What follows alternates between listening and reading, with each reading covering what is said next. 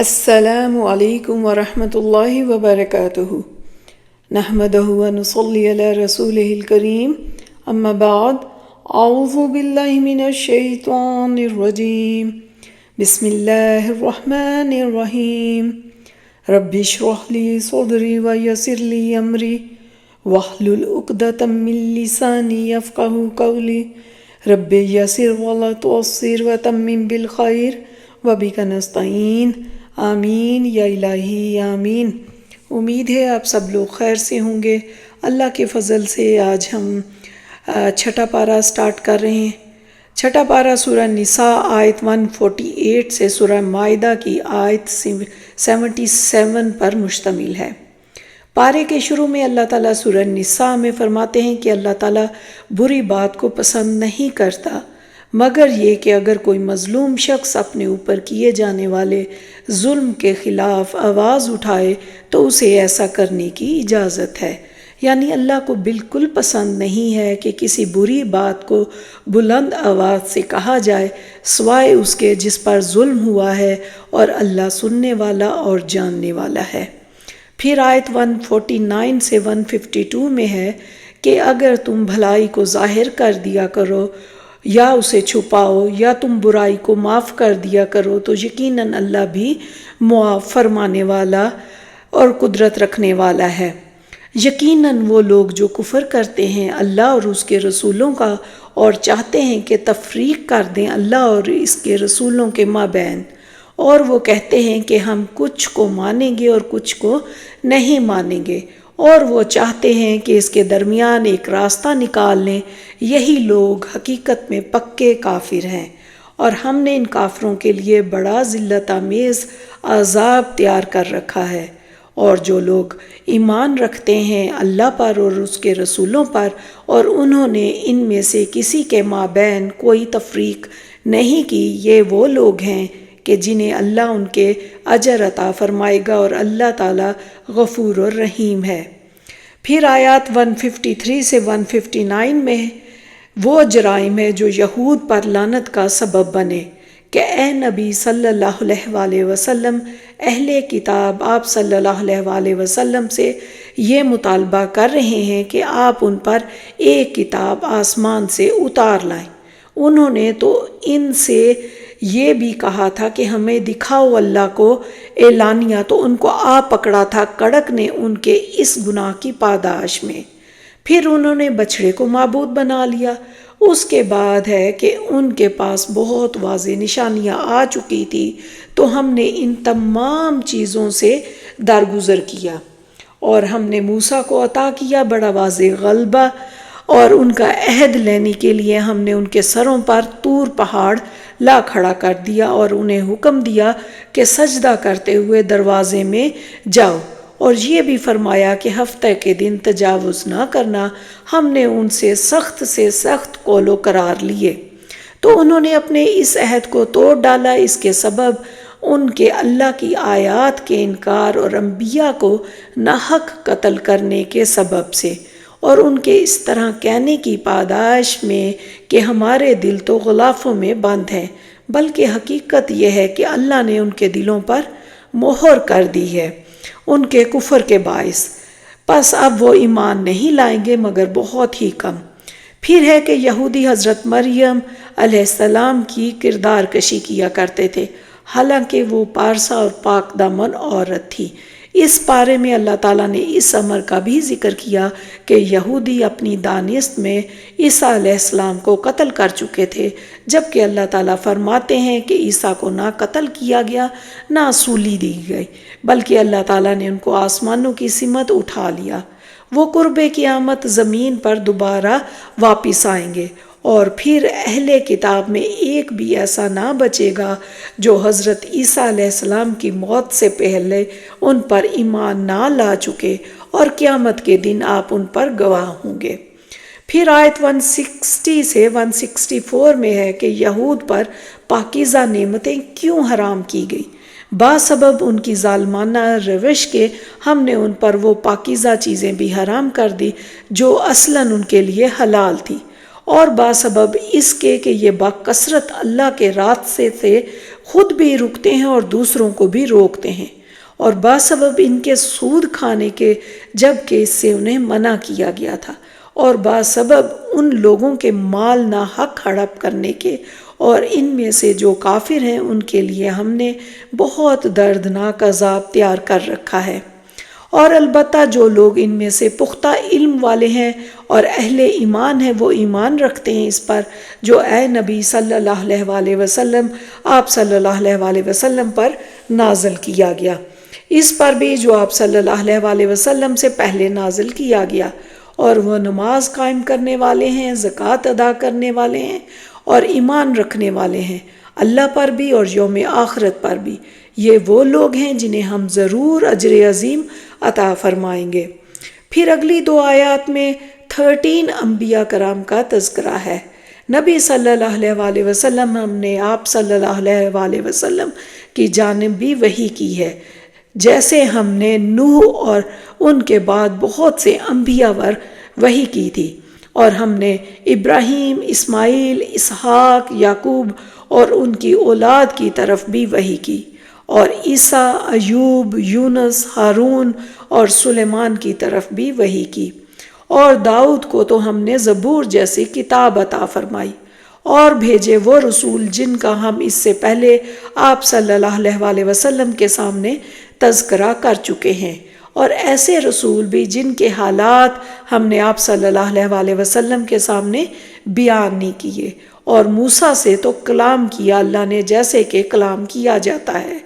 پھر آیت 165 سے 170 میں ہے کہ یہ رسول بھیجے گئے بشارت دینے والے اور خبردار کرنے والے بنا کر، تاکہ نہ رہ جائیں لوگوں کے پاس اللہ کے مقابلے میں کوئی حجت یا دلیل رسولوں کے آنے کے بعد، اور اللہ زبردست ہے حکمت والا۔ بلا شبہ جن لوگوں نے کفر کیا اور اللہ کے راستے سے روکا خود کو بھی اور دوسروں کو بھی، تو یقیناً وہ گمراہی میں بہت دور نکل گئے۔ یقیناً وہ لوگ جنہوں نے کفر کیا اور ظلم کے مرتکب ہوئے، اللہ انہیں ہرگز بخشنے والا نہیں ہے، اور نہ انہیں کسی راستے کی ہدایت دے گا سوائے جہنم کے راستے کے، جس میں وہ ہمیشہ ہمیش رہیں گے، اور یہ اللہ پر بہت آسان ہے۔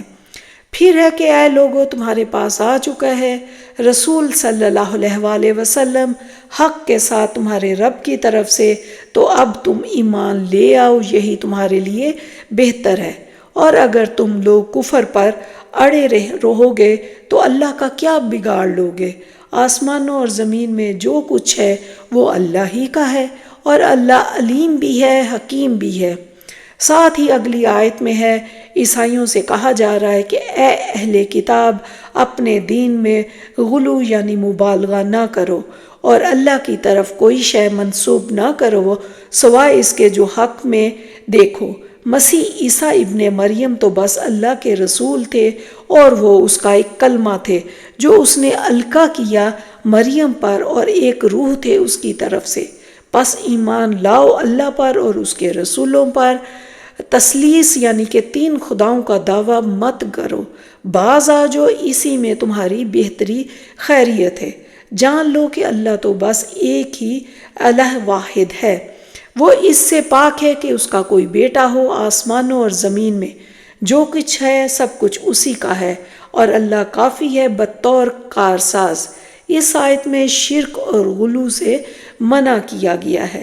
اس پر مولانا الطاف حسین علی نے آج کے مسلمان کا یوں نقشہ کھینچا ہے: نبی کو جو چاہیں خدا کر دکھائیں، اماموں کا رتبہ نبی سے بڑھائیں، مزاروں پہ دن رات نظریں چڑھائیں، شہیدوں سے جا جا کے مانگیں دعائیں، نہ توحید میں کچھ خلل اس سے آئے، نہ اسلام بگڑے نہ ایمان جائے۔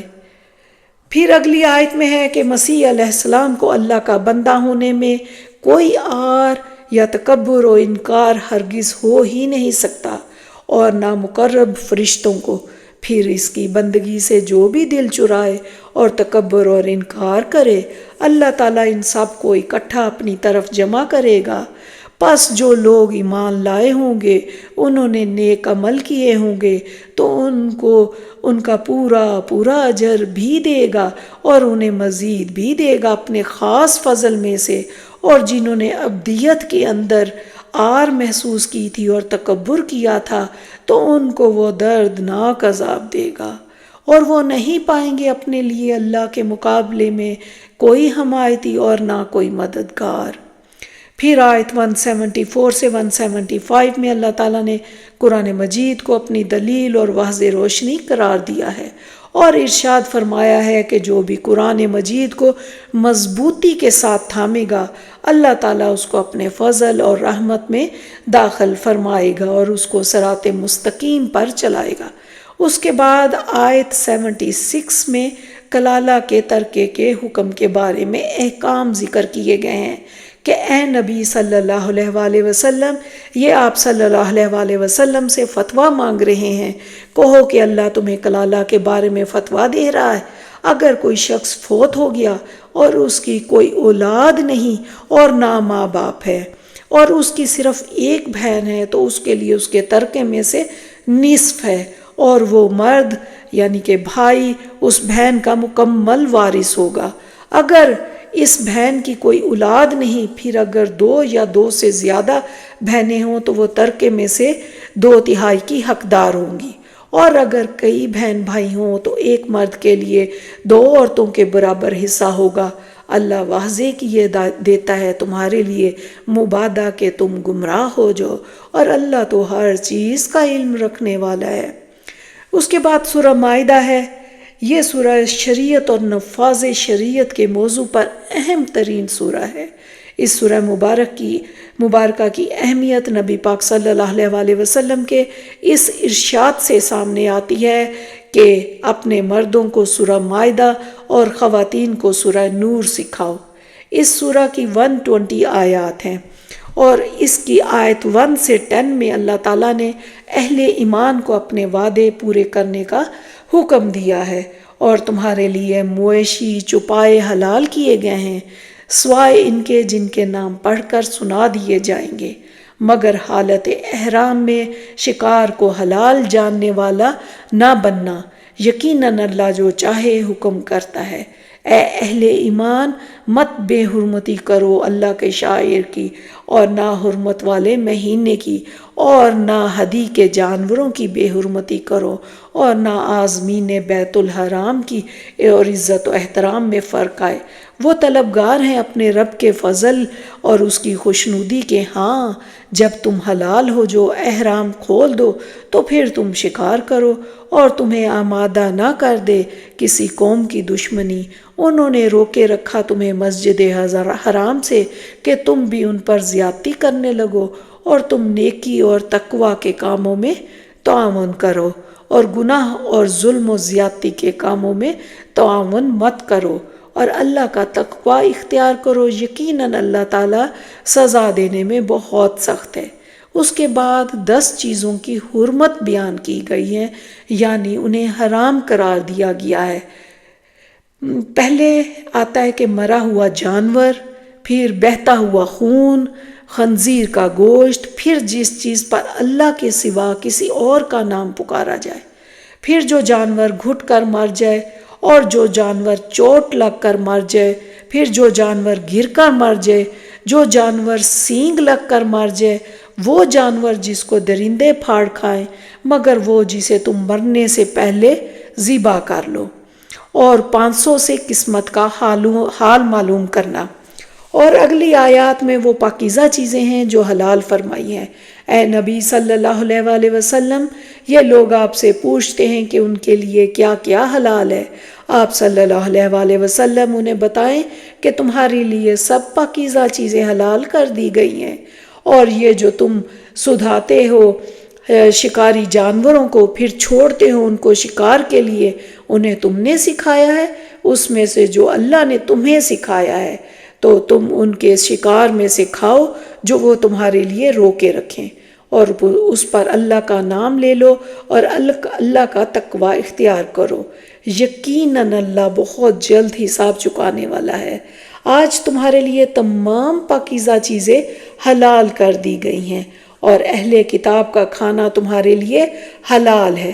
اسی طرح تمہارا کھانا بھی ان کے لیے حلال ہے۔ اہل ایمان میں سے خاندانی عورتیں ان لوگوں کی جن کو تم سے پہلے کتاب دی گئی تھی، جب کہ تم انہیں ادا کر دو ان کے مہر نکاح میں لا کر ان کے محافظ بنتے ہوئے، نہ کہ محض لذت کے لیے، نہ ہی چوری چھپے آشنائی کرنے کے لیے، تو جس شخص نے ایمان کے ساتھ کفر کیا اس کے تمام اعمال ضائع ہو گئے اور آخرت میں وہ ہوگا خسارہ اٹھانے والوں میں۔ اگلی آیت میں وضو کے فرائض کا بیان ہے کہ اے اہل ایمان، جب تم کھڑے ہو نماز کے لیے تو دھو لیا کرو اپنے چہرے اور دونوں ہاتھ بھی کہنیوں تک، اور اپنے سروں پر مسح کر لیا کرو، دھو لیا کرو اپنے دونوں پاؤں بھی ٹخنوں تک۔ اگر تم حالت جنابت میں ہو تو پھر تم اور زیادہ پاکی حاصل کرو۔ اگر تم بیمار ہو یا سفر پر ہو، یا تم میں سے کوئی کسی نشیبی جگہ سے ہو کر آئے، یا تم نے عورتوں سے تعلق کیا ہو اور تمہیں پانی دستیاب نہ ہو، تو ارادہ کر لو پاک مٹی یعنی تیمم کا، اس سے اپنے چہرے اور ہاتھوں کو مل لو۔ اللہ یہ نہیں چاہتا کہ تم پر کوئی تنگی کرے، بلکہ وہ چاہتا ہے کہ تمہیں پاک کر دے اور تم پر اپنی نعمت کا اتمام فرمائے تاکہ تم شکر گزار بن سکو۔ آج کے دن میں نے تمہارے لیے تمہارے دین کو مکمل کر دیا ہے اور تم پر اپنی نعمت کو پورا کر دیا ہے، اور تمہارے لیے میں نے پسند کر لیا ہے اسلام کو باحثیت دین کے۔ صحیح بخاری اور صحیح مسلم میں ہے کہ ایک یہودی حضرت عمر بن خطاب کے پاس آیا اور کہا، اے امیر المومنین، آپ لوگ اپنی کتاب میں ایک ایسی آیت پڑھتے ہیں، اگر وہ ہم پر نازل ہوتی تو ہم اس دن کو یوم عید بنا لیتے۔ انہوں نے پوچھا کہ وہ کون سی آیت ہے؟ تو یہودی نے اسی آیت کا ذکر کیا۔ پھر ہے کہ اے لوگو جو ایمان لائے ہو، اللہ کی خاطر عدل پر قائم رہنے والے اور انصاف کی گواہی دینے والے بن جاؤ۔ کسی قوم کی دشمنی تمہیں اس بات پر آمادہ نہ کر دے کہ تم عدل سے منحرف ہو جاؤ۔ عدل سے کام لو، یہی قریب تر ہے تقوی کے، اور اللہ کا تقوی اختیار کرو۔ جو کچھ تم کر رہے ہو اللہ یقیناً اس سے باخبر ہے۔ اللہ کا وعدہ ہے ان لوگوں سے جو ایمان لائے اور نیک عمل کرتے رہے کہ ان کے لیے مغفرت بھی ہے اور اجر عظیم بھی، اور جنہوں نے انکار کیا اور ہماری آیات کو جھٹلایا وہی لوگ جہنم والے ہیں۔ اگلی آیت 11 سے 26 میں ہے کہ اللہ تعالیٰ نے بنی اسرائیل سے عہد و پیمان کیے، انہی میں سے 12 سردار ہم نے مقرر فرمائے، اور اللہ تعالیٰ نے فرما دیا، یقیناً میں تمہارے ساتھ ہوں اگر تم نماز قائم رکھو گے اور زکوٰۃ دیتے رہو گے اور میرے رسولوں کو مانتے رہو گے اور ان کی مدد کرتے رہو گے اور اللہ تعالیٰ کو بہتر قرض دیتے رہو گے، تو یقیناً میں تمہاری برائیاں تم سے دور رکھوں گا اور تمہیں ان جنتوں میں لے جاؤں گا جن کے نیچے چشمے بہہ رہے ہیں۔ اب اس عہد و پیمان کے بعد بھی تم میں سے جو انکاری ہو جائے وہ یقیناً راہ رات سے بھٹک گیا۔ پھر ان کی عہد شکنی کی وجہ سے ہم نے ان پر اپنی لعنت نازل فرما دی اور ان کے دل سخت کر دیے کہ وہ کلام کو اس کی جگہ سے بدل ڈالتے ہیں، اور جن لوگوں نے کہا ہم نصارہ ہیں، ہم نے ان سے بھی عہد لیا تو وہ بھی بھول گئے بڑا حصہ اس کا جس کی ان کو نصیحت کی گئی تھی، تو ہم نے ڈال دی ان کے درمیان دشمنی اور بغض قیامت کے دن تک، اور ان قریب اللہ تعالیٰ جتلا دے گا انہیں جو کچھ وہ کرتے رہے تھے۔ اے اہل کتاب، آ گیا ہے تمہارے پاس ہمارا رسول جو ظاہر کر رہا ہے تم پر وہ بہت سی باتیں جن کو تم چھپا رہے تھے کتاب میں سے، اور بہت سی باتوں سے تو درگزر بھی کر رہا ہے۔ آ چکا ہے تمہارے پاس اللہ کی طرف سے ایک نور بھی اور ایک روشن کتاب بھی۔ یقیناً کفر کیا انہوں نے جنہوں نے کہا کہ اللہ ہی مسیح ابن مریم ہے، تو ان سے پوچھئے کون ہے جسے اختیار ہو اللہ کے مقابلے میں کچھ بھی؟ اگر وہ ہلاک کرنا چاہے مسیح ابن مریم کو اور اس کی ماں کو اور جو زمین میں ہے ان سب کو، اور اللہ ہی کے لیے ہے بادشاہی آسمانوں اور زمین کی اور جو کچھ ان دونوں کے درمیان ہے سب کی۔ وہ پیدا کرتا ہے جو کچھ چاہتا ہے اور اللہ ہر چیز پر قادر ہے۔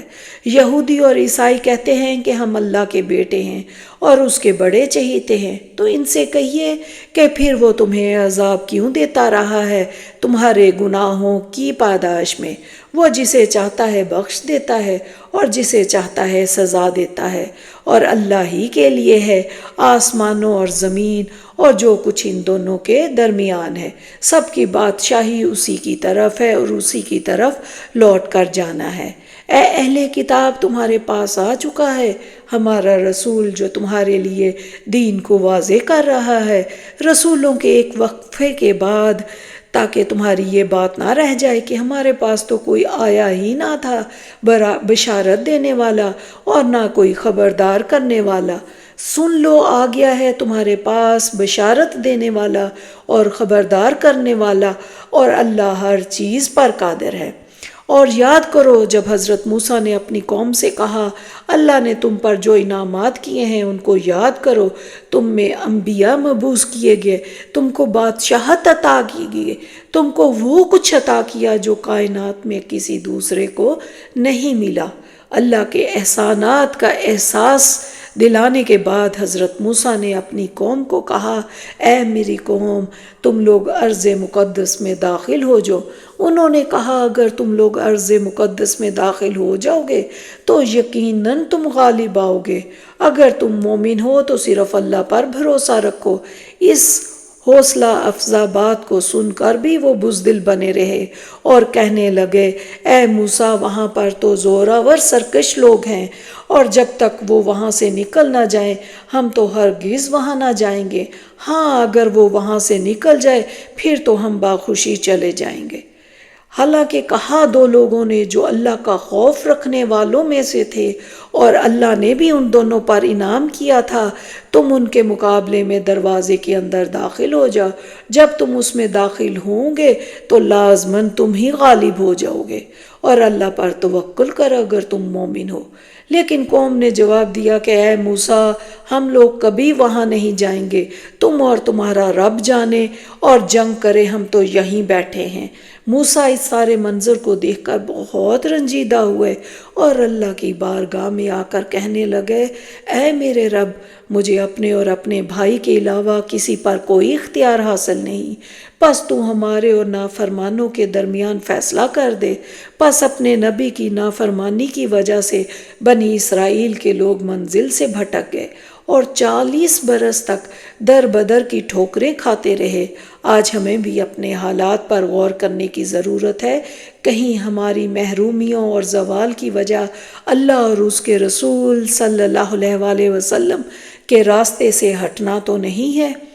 پھر آیت 27 سے آیت 31 میں حابیل اور قابیل کا واقعہ ہے کہ اے نبی صلی اللہ علیہ وسلم، ان کو پڑھ کر سنائیے آدم کے 2 بیٹوں کا قصہ حق کے ساتھ۔ جبکہ ان دونوں نے قربانی پیش کی تو ان میں سے ایک یعنی حابیل کی قربانی قبول کر لی گئی، جبکہ قابیل کی قربانی قبول نہیں کی گئی۔ حابیل نے کہا، اللہ تو پرہیزگاروں ہی سے قبول کرتا ہے۔ حابیل نے کہا، آپ اپنا ہاتھ چلائیں گے مجھ پر مجھے قتل کرنے کے لیے، تب بھی میں اپنا ہاتھ نہیں چلاؤں گا آپ کو قتل کرنے کے لیے۔ مجھے تو اللہ کا خوف ہے جو تمام جہانوں کا پروردگار ہے۔ میں چاہتا ہوں کہ میرا اور اپنا گناہ تم ہی اپنے سر لے لو، تو پھر تم ہو جاؤ گے جہنم والوں میں سے، اور یہی بدلہ ہے ظالموں کا۔ تب قابیل نے حسد میں آ کر حابیل کا قتل کر دیا اور کہا، تباہ ہونے والوں میں سے، اور ہو گیا تباہ ہونے والوں میں سے۔ تب اللہ نے ایک کوا بھیجا جو زمین کریدنے لگا تاکہ اللہ اسے دکھا دے کہ اپنے بھائی کی لاش کو کیسے چھپائے۔ یہ دیکھا تو اس نے کہا، ہائے میری شامت، میں اس کوے جیسا بھی نہ ہو سکا کہ اپنے بھائی کی لاش کو چھپا دیتا۔ پھر وہ بہت پشیمان ہوا۔ پھر آیت 32 سے 37 میں ہے کہ اللہ تعالیٰ نے آدم علیہ السلام کے بیٹوں کے واقعے کو بیان فرما کر انسان کے قتل کی شدید مذمت کی۔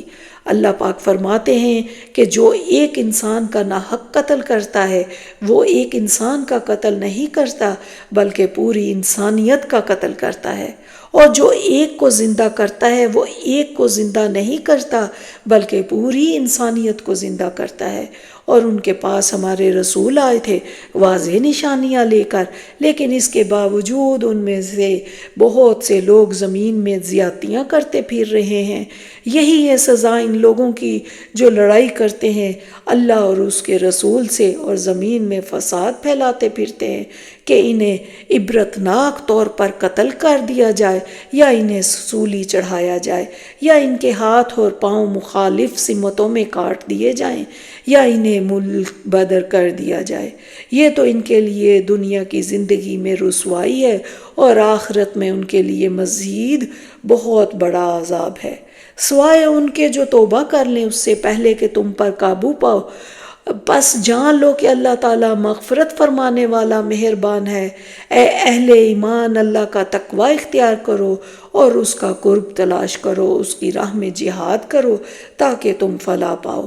یقین مانو کہ کافروں کے لیے اگر وہ سب کچھ ہو جو ساری زمین میں ہے بلکہ اسی کے برابر اور بھی ہو، اور وہ اس سب کو قیامت کے دن کے عذاب کے بدلے فدیے میں دینا چاہیں تو بھی ناممکن ہے کہ ان کا فدیہ قبول کر لیا جائے۔ ان کے لیے تو دردناک عذاب ہی ہے، وہ چاہیں گے کہ آگ سے کسی طرح نکل جائے لیکن نکل نہیں پائیں گے، اور ان کے لیے ہوگا ہمیشہ رہنے والا عذاب۔ پھر اس کے بعد آیت 38 سے 40 میں ہے کہ چوری کرنے والا مرد ہو یا عورت ان کے ہاتھ کاٹنے کا حکم ہے۔ یہ بدلہ ہے اور ان کے لیے عبرتناک سزا ہے اللہ کی طرف سے، اور اللہ زبردست ہے، حکمت والا ہے۔ تو جس نے بھی توبہ کر لی اپنے اس ظلم کے بعد اور اصلاح کر لی تو اللہ ضرور قبول کرتا ہے اس کی توبہ کو، یقیناً اللہ غفور ہے، رحیم ہے۔ کیا تم نہیں جانتے ہو کہ اللہ ہی کے لیے ہے آسمانوں اور زمین کی بادشاہی؟ وہ سزا دے گا جس کو چاہے گا اور بخش دے گا جس کو چاہے گا، اور اللہ ہر چیز پر قادر ہے۔ پھر 41 سے 45 میں ہے، اے نبی صلی اللہ علیہ وآلہ وسلم، یہ لوگ آپ کے لیے باعث رنج نہ ہو، ان لوگوں میں سے جو اپنے منہ سے تو کہتے ہیں کہ ہم ایمان رکھتے ہیں اور ان کے دل ایمان نہیں لائے ہیں، اور اسی طرح کے لوگ یہودیوں میں سے بھی ہیں۔ یہ وہ لوگ ہیں کہ جن کے دلوں کو اللہ نے پاک کرنا چاہا ہی نہیں، ان کے لیے دنیا میں بھی رسوائی ہے اور آخرت میں بھی ان کے لیے بہت بڑا عذاب ہے۔ یہ کان لگا لگا کر جھوٹ کے سننے والے اور جی بھر بھر کے حرام کے کھانے والے ہیں۔ اگر یہ آپ کے پاس آئیں تو آپ صلی اللہ علیہ وآلہ وسلم کو اختیار ہے، خواہ ان کے درمیان فیصلہ کر دیں یا ان سے گریز کریں۔ اگر آپ صلی اللہ علیہ وآلہ وسلم ان سے گریز کریں گے تو آپ صلی اللہ علیہ وآلہ وسلم کو کوئی ضرر نہیں پہنچا سکیں گے۔ تورات میں قصاص کا قانون بیان کیا گیا ہے کہ جان کے بدلے جان اور آنکھ کے بدلے آنکھ اور ناک کے بدلے ناک اور کان کے بدلے کان اور دانت کے بدلے دانت، اور اسی طرح زخموں کا بدلہ بھی ہوگا برابر کا۔ پھر جو کوئی اس کو معاف کر دے تو یہ اس کے لیے گناہوں کا کفارہ ہوگا۔ اور تم لوگوں سے مت ڈرو، مجھ سے ہی ڈرو، میری آیات کو حقیر سی قیمت پر فروخت نہ کرو، اور جو فیصلے نہیں کرتے اللہ کی اتاری ہوئی شریعت کے مطابق وہی تو ظالم ہے۔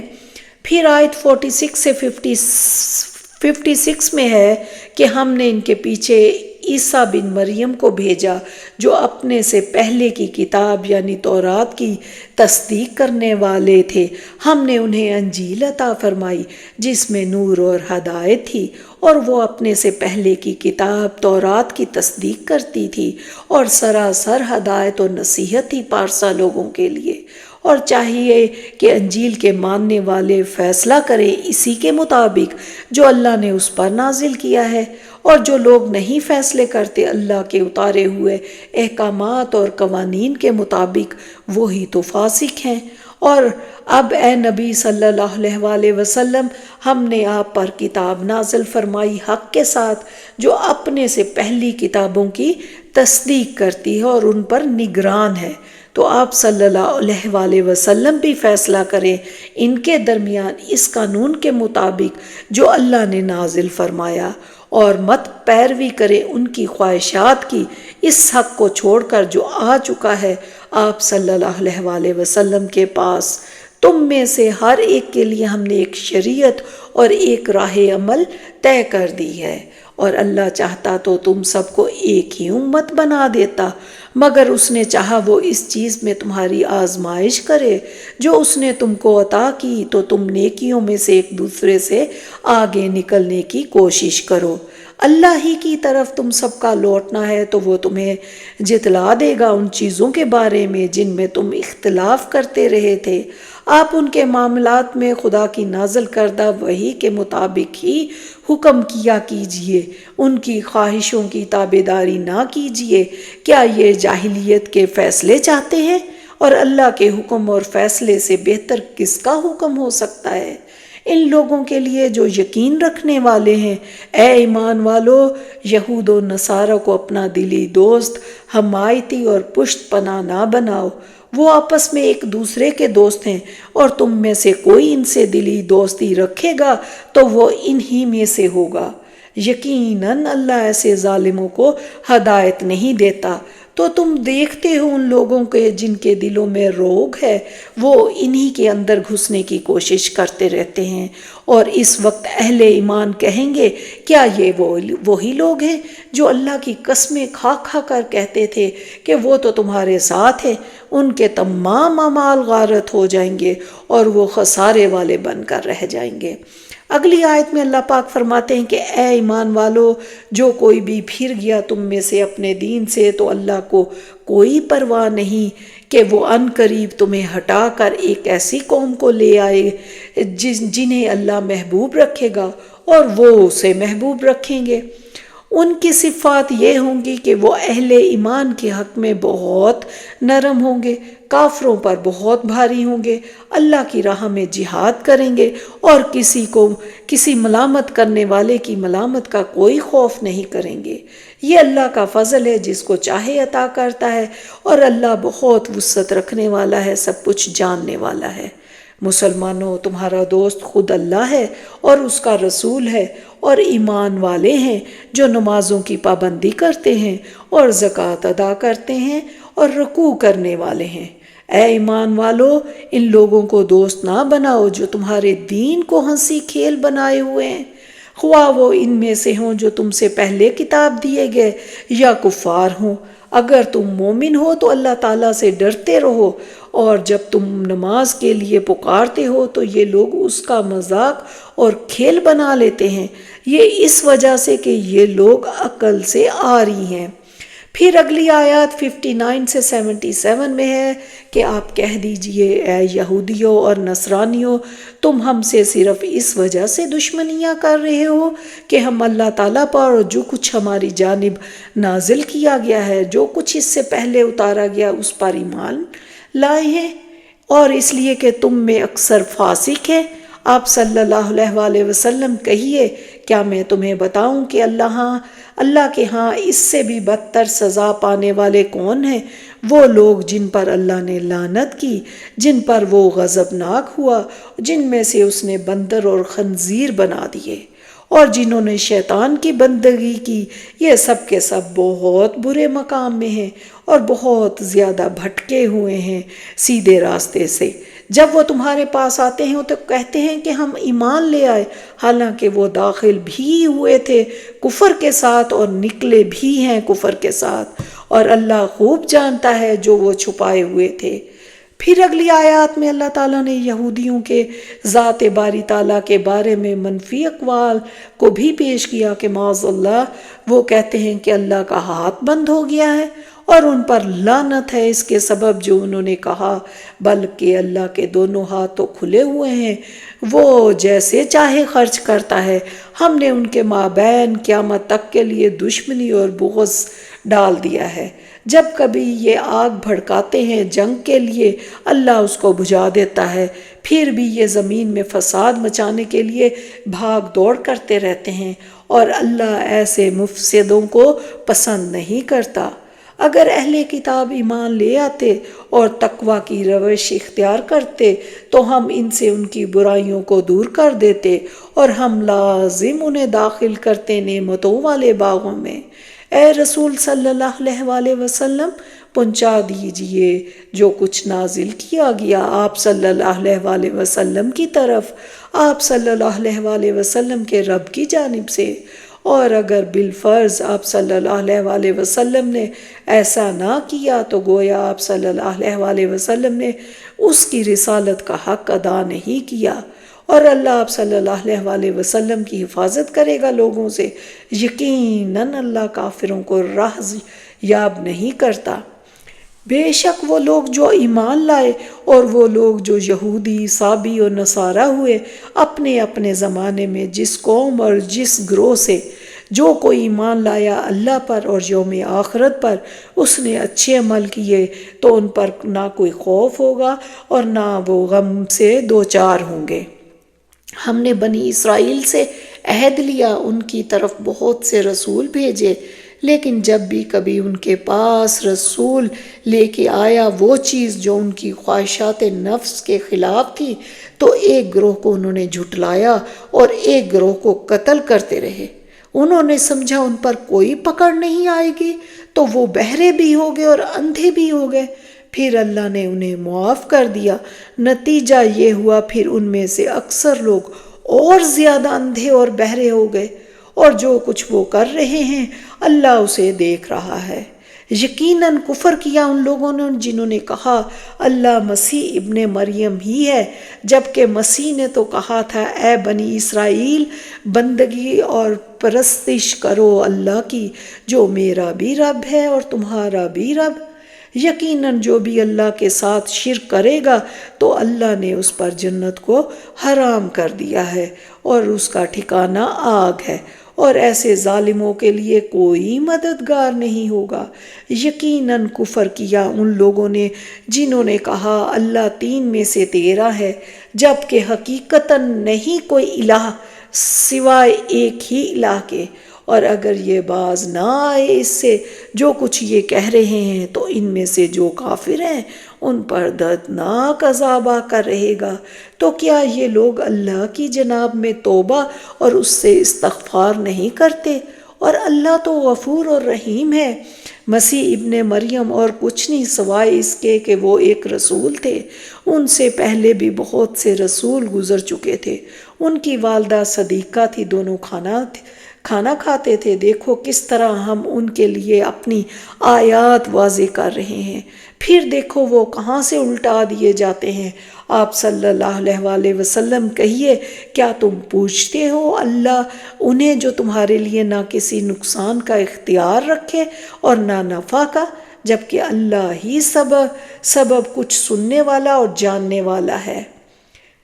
کہہ دیجئے اہل کتاب اپنے دین میں ناحق غلو نہ کرو اور مت پیروی کرو ان لوگوں کی بدعات کی جو تم سے پہلے خود بھی گمراہ ہوئے اور انہوں نے بہت سے دوسرے لوگوں کو بھی گمراہ کیا اور سیدھے راستے سے بھٹک گئے۔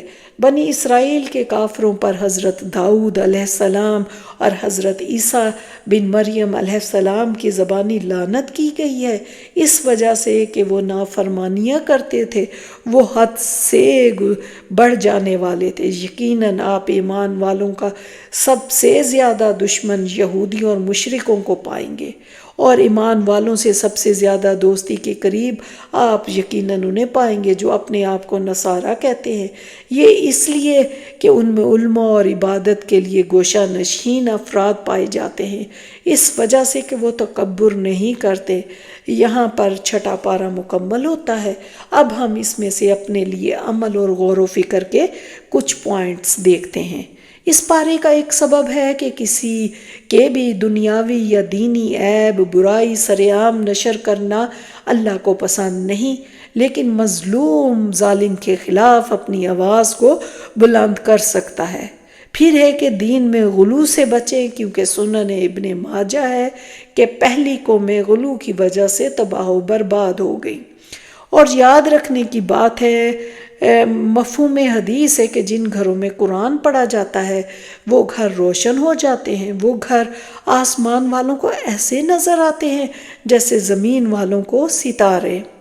اور اللہ تعالیٰ کے سوا کسی سے غائبانہ مدد مانگنا شرک ہے، اور اللہ کو پکارنا، اس سے مدد مانگنا عین عبادت ہے۔ اور شیطان کس طرح انسان کو ورغلاتا ہے، جھوٹی امیدیں دلاتا ہے، غلط کاموں پہ لگاتا ہے، اللہ کی تخلیق کو بدلنے پر اکساتا ہے، اللہ کی بتائی ہوئی راہ سے ہٹاتا ہے۔ اب ان چیزوں کو ہمیں ذہن میں رکھنا ہے تاکہ شیطان کے بہکاوے سے بچ سکیں اور اللہ کی پناہ میں آئیں۔ اور پھر دنیا کو پیچھے کرنے کا بہترین نسخہ ہے کہ جتنا جو آخرت کی فکر کرے گا اس حساب سے اس کے اندر سے دنیا نکلے گی۔ پھر ہمیں اپنی نمازوں کا جائزہ لینا ہے کہ ہم سستی تو نہیں کرتے، یا بغیر رغبت کے تو نہیں پڑھتے، یا ایک مشینی انداز میں پڑھ رہے ہیں کیونکہ نماز میں سستی اور لوگوں کو دکھانے کے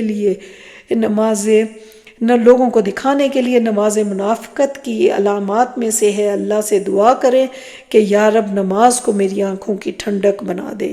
اسی طرح سورہ مائدہ کو شروع میں ہی وعدوں اور عہد پیما کو پورا کرنے کی بات کی گئی۔ اس میں وہ تمام وعدے شامل ہیں جو اللہ نے ہم پر فرض اور واجبات کی صورت میں لازم کیے ہیں، اور وہ وعدے بھی جو ہم ایک دوسرے کے ساتھ کرتے ہیں۔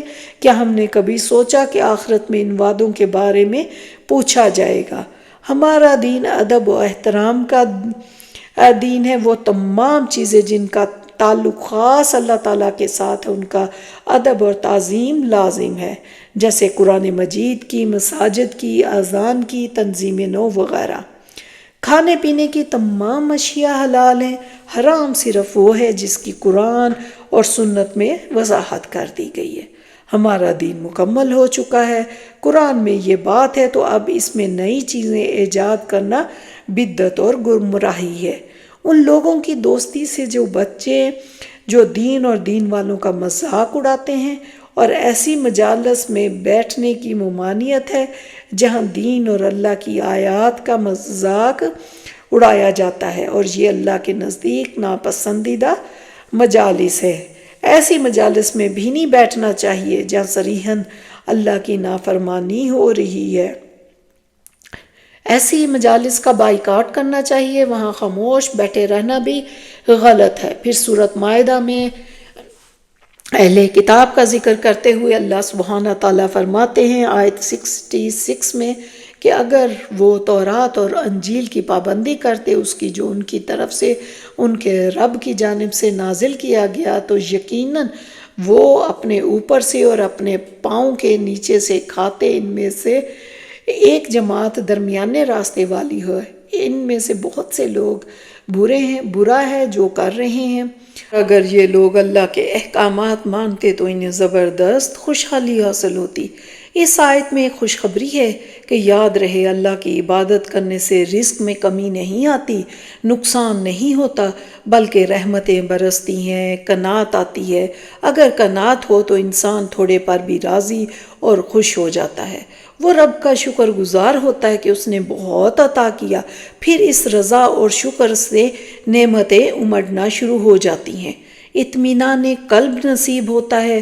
اور اگر قناعت نہ ہو تو انسان کے شکوے ہی ختم نہیں ہوتے، حاجات پوری نہیں ہوتی، بے لگام خواہشات کا سلسلہ شروع ہو جاتا ہے، کیونکہ خواہش کی ایک شکل یہ ہے کہ ایک ختم ہوتی ہے تو ایک نئی خواہش جنم لے لیتی ہے، یعنی ایک ہم و غم ختم نہیں ہوتا کہ ایک اور لاگو ہو جاتا ہے، اور انسان ساری زندگی اپنی خواہشات کو پورا کرنے میں تھکتا رہتا ہے، ہلکان ہوتا رہتا ہے، حتیٰ کہ مٹی میں جا ملتا ہے۔ تو پارہ 6 میں ہمارے سیکھنے کا سب سے اہم سبق یہی ہے کہ قناعت اختیار کرنی ہے، جو ملا ہے اس پر راضی رہنا ہے، اور اللہ تعالیٰ سے قناعت اور غنا کی دعا مانگنی ہے کہ اے اللہ جو رزق تو نے ہمیں عطا کیا اس میں ہمیں قناعت اور برکت عطا فرما، اور ہمیں ہر غائب ہونے والی چیز کا بدل بھلائی کے ساتھ عطا فرما۔ اور صحیح مسلم میں ہے اے اللہ بے شک میں تجھ سے ہدایت، تقوی، پاک دامنی اور بے نیازی کا سوال کرتا ہوں۔ اور قرآن مجید میں اللہ سبحانہ تعالیٰ نے چند انبیاء کرام کے نام ذکر فرمائے، جبکہ انبیاء کی تعداد بہت زیادہ ہے۔ اس کی وجہ یہ ہے کہ پوری تاریخ انسانی بیان کرنا قرآن کا مقصد نہیں۔ جن انبیاء کے حالات سے لوگوں کو سمجھانا مقصود تھا ان کا ذکر کر دیا گیا، اور جن انبیاء کا ذکر نہیں کیا گیا ان کی بھی بڑی بڑی قربانیاں ہوں گی، ان کی بھی بہت عبادتیں اور ریاضتیں ہوں گی، لیکن ہمیں ان کے نام بھی نہیں معلوم، ہمیں ان کو جاننا بھی، ہم ان کو جانتے بھی نہیں ہیں۔ یاد رکھیں اسی طرح اللہ کے کچھ بندے ایسے ہوتے ہیں جو بڑے ہی نیک ہوتے ہیں، عبادت گزار ہوتے ہیں، صدقہ خیرات کرنے والے ہوتے ہیں، دن رات اللہ کو یاد کرنے والے ہوتے ہیں، لیکن کوئی ان کو جانتا نہیں ہوتا، کسی کو پتہ نہیں ہوتا کہ وہ کون ہے۔